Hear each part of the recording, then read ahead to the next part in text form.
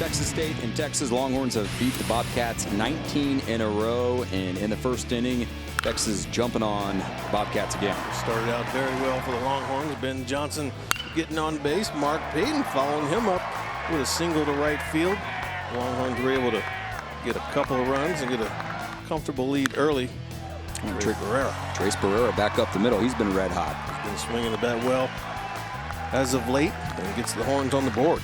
Mark Payton comes in. Texas got 2 in the first, and they would add 2 in the second. Casey Clemens got it started. Little fillet job the other way, and then C.J. Hinojosa about a foot away from a homer. Thinking he might have the first home run by a Longhorn player here at Disch-Falk Field this year. Just a little bit short, but C.J. will take it off the left field wall. C.J. gets the double. We head to the 4th inning, and that first homer for a Longhorn here at UFCU Disch-Falk Field would come from Ben Johnson. Ben Johnson says, don't bring that in here.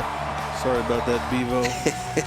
Off the left field bullpen wall. Ben Johnson is second in as many games against Texas State. Yeah, he likes facing the Bobcats. They do not like facing Lucas Schiraldi, and who would? He was lights out again. His last 2 starts have been outstanding. A total of around 15 innings or so, and only giving up 3 hits tonight. He had his command of his fastball in and out, and Mark Payton doing what Mark Payton does best. Schiraldi would get some Bobcats to chase. He was dynamite in his outing. Would give way to Travis Duke and Morgan Cooper, and Augie Garrido, the winningest coach at any level in college baseball history, picking up the victory 5-1.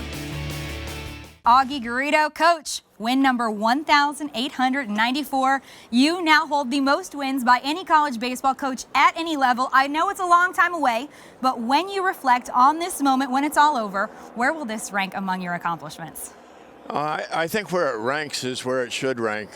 Baseball is the ultimate team sport, and it's about all the people that I've worked with and all the players and all the staff and everybody involved. You know, even in a game like tonight, you can't separate out the percentage of what I did versus what Skip did, what Tommy did, what Ryan did, what the trainers did, what the players did. It's all for one, and I would be less than respectful to everyone that's worked with me and for me, and if I didn't honor them by mentioning that. And yet you're able to get this team win at home at the Dish. What is the significance of being able to do it all there in front of your home crowd? We're absolutely trying to turn the Dish into an advantage. You know, we have a lot of responsibilities here to our fans, the best in the country, and we have a lot of responsibilities to media. We have a lot of responsibilities that the 18-year-olds that we have on the roster, many of them playing and being very successful and starting to get their legs under them and play at a very high level.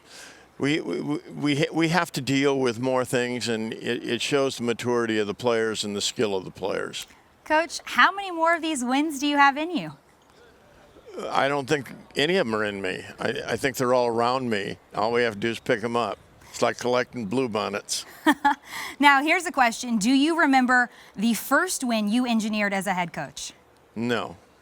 No recollection? I know the first game we played as a head coach. What was that? We played at Stanford, of course. I was at San Francisco State, and we played Stanford, and I'm sure they beat us. We've got some good researchers here. I'm going to get to the bottom of this in a minute. I'll bet you do, Kayla. Now, to tonight's action. Surprisingly, the first home run for the Horns at home this season from Ben Johnson. What's been behind the offensive surge we've seen in these past few games? Well, I think just maturity. I think that all of the simplification that's being done with the hitting process is starting to take hold, and they're gaining more and more confidence. As one catches fire, then it becomes contagious, and the others feel like they can do it too. And tonight we really came out and hit the ball hard throughout the game. They threw us some off-speed pitches during that period of time.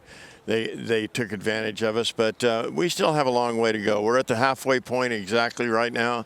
The team is much better now than it was 3 weeks ago, and they continue to get better every day, and that's what we hope for. How do you describe the improvement you have seen in these past 3 weeks? Well, I describe it as necessary. And I think that the pieces of the puzzle are coming together, and we're being consistent in structuring the lineup, and the people that are in the lineup, and they're getting used to playing, their role in the lineup, and they're all working hard on a daily basis to understand their role and perform well at it. And you see we're bunting better, we're getting on base better, 2-out hits, 2-out RBIs, just all in all more confidence.